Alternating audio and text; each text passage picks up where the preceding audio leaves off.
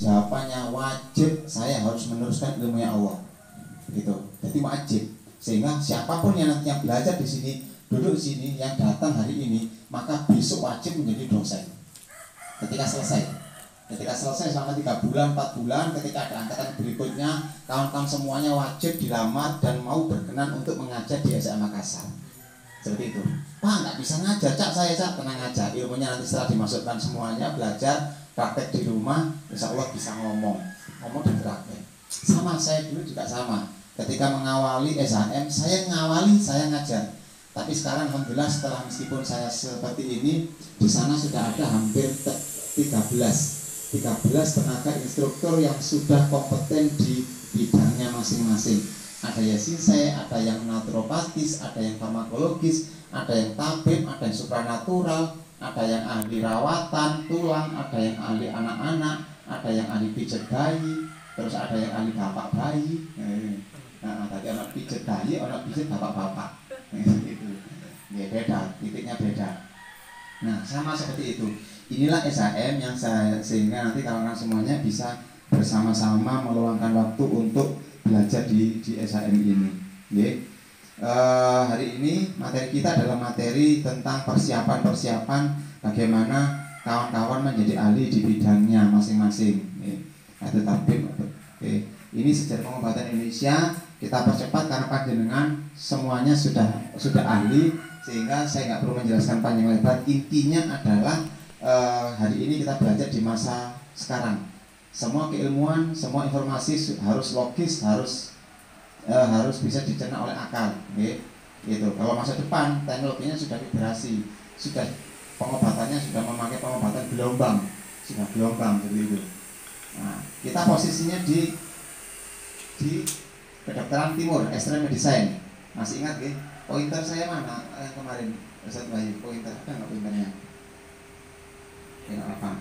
Ini 3 pengobatan yang kemarin menjadi referensi pengobatan Islami, yaitu pengobatan minum madu, syaitan bekam, dan kaitanar atau selatan besi panas di titik-titik tertentu.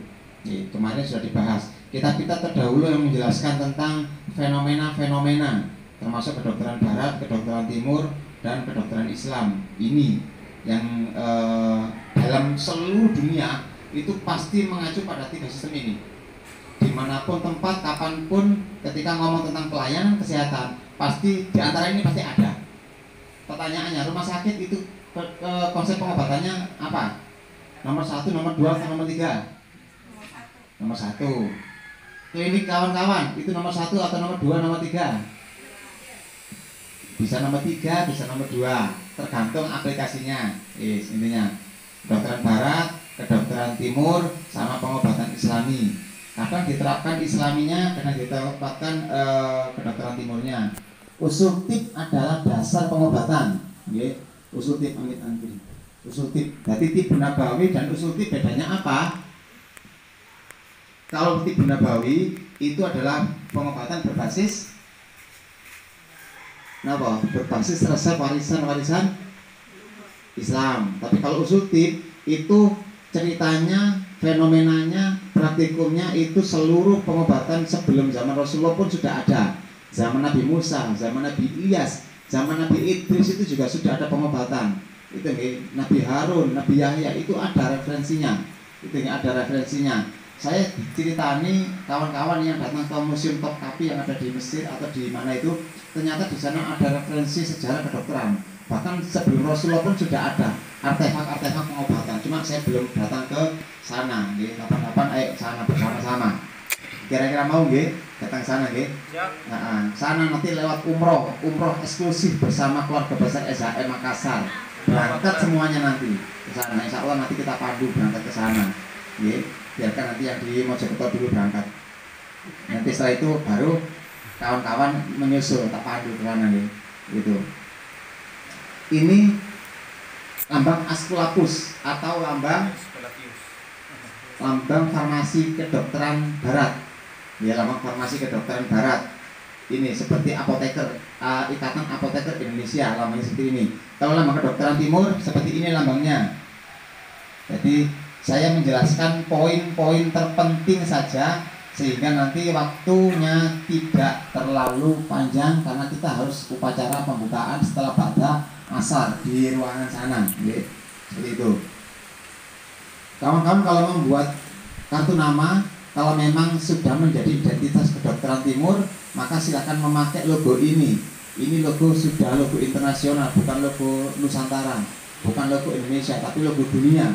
Itu ya. Orang-orang yang mempunyai konsekuensi sebagai kedokteran timur, logo ini dipakai. Ya, seperti itu.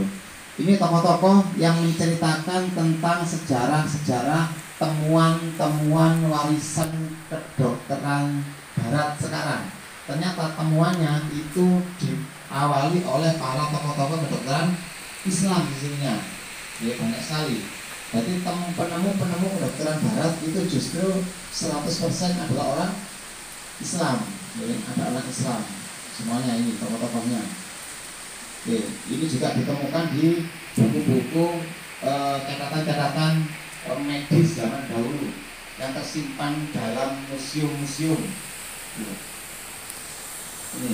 Ini ketika Al-Quran berbicara berarti berbicara tentang kesehatan paripurna, mulai dari kesehatan kecil sampai kesehatan besar, mulai dari kedokteran hewani sampai kedokteran botani sampai manusia sudah ada semuanya.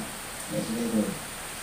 Nah, prinsip pengobatan bagi muslim, ingat yang paling awal adalah ya malikum fawyashfin, Allah maha penyembuh.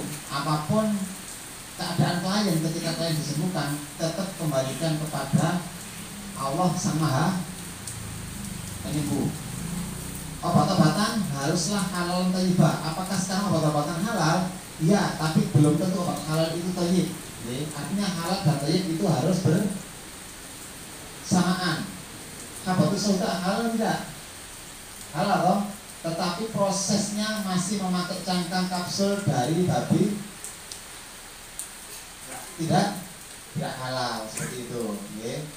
Nah, ini usul basyariah, proses penciptaan ini saya kira sempat saya bahas sedikit di Zoom ya. Masih ingat nih? Penciptaan manusia, penciptaan Nabi Adam, Ibu Hawa, Nabi Isa dan manusia modern. Yang saya jelaskan adalah penciptaan manusia modern dulu aja. Manusia modern diciptakan diciptakan hari ini, mereka sangat terpengaruhi dengan 3 cara. Bagaimana orang modern sekarang ini kesehatannya dipengaruhi oleh lingkungan, oleh jasad renik, sama pola apa? Pola makan atau pola dan sebagainya. Artinya kita hari ini ketika musim cuaca hujan berarti dipengaruhi oleh suhu. Pertanyaannya, kalau musim hujan biasanya penyakit apa yang hadir? Flu, pilek, diare. Kalau musim panas, batuk, demam biasanya, ya. Itu berarti kita terpengaruh dari makrokosmos. Kalau mikrokosmosnya, kita ini dipengaruhi oleh jasad renik seperti bakteri, mikroba. Benar? Benar, tubuh kita banyak mikrobanya, ada mikroba baik maupun mikroba yang tidak baik. Penyehat sama pengobat, mohon diperhatikan status kawan-kawan hari ini ketika belajar di LPK, ketika belajar di pengobatan umur. Kawan-kawan adalah posisinya adalah penyehat atau penyehat tradisional. Kalau penyehat tradisional, perizinan endingnya itu adalah bukan STR tetapi STPT. STPT, surat terdaftar penyehat tradisional. Kawan-kawan hari ini yang mungkin hadir hari ini yang KTP-nya bukan KTP Kota Makassar, nanti saya persilakan untuk bisa menjadi ketua pengurus cabang asosiasi P3AI Aku Presur. Sekaligus saya minta bantuan agar pengembangan asosiasi ini bisa nyampe ke kawan-kawan semuanya. Bukan untuk profit, bukan untuk mencari dana, tetapi membantu kawan-kawan yang lain agar kawan-kawan yang lain mudah mendapatkan perizinan, mendapatkan perizinan. Berarti hari ini kita sebutannya HATRA, penyehat tradisional, yang surat register terdaftarnya sebutannya STPT.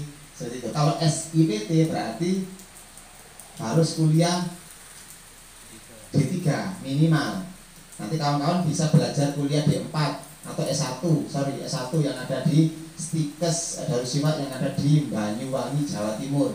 Kebetulan saya yang ngelola, saya ketua satunya nanti di sana di 2022. Kawan-kawan kalau kepingin kuliah ke strat kesehatan tradisional, Silakan nanti di sana ada 3 pilar besar, pilar naturopatis atau ramuan, pilar fisioterapi atau perawatan, dan pilar psikologi atau kejiwaan tradisional. 3 pilar itu ditempuh selama 4 tahun di sana, di Banyuwangi sebelum Bali. Okay. Kalau masih pandemi bisa Zoom, gitu. Insya Allah mungkin masih Zoom mungkin, atau mungkin nanti bisa belajar. Saya Pak ikut daftar Pak di sana. Tapi ada programnya. Programnya ada yang beasiswa, ada yang reguler. Milih yang mana kira-kira? Beasiswa. Kalau pilih beasiswa, lulus dulu di SHM Makassar sampai tuntas. Baru nanti ada program beasiswanya. Kalau yang reguler, silakan langsung ke sana, biayanya ditanggung sendiri. Kalau yang beasiswa, selesaikan dulu kelas di SHM sampai mendapatkan surat rekomendasi dari SHM, sak perizinannya, sak surat sertifikat hologram SHM, ya seperti itu. Ini kawan-kawan kan sudah belajar, sudah praktek pengobatan kan, hampir semuanya lah, ya. Semuanya muaranya di sini. Mulai bekam kayak akupuntur atau apapun pasti harus memenuhi yang namanya seni pengobatan. Jadi hari ini kita nggak bisa duduk di sini antara kawan satu dengan yang lain itu gontok-gontokan. Sing bener bekamku, sing bener akupunturku.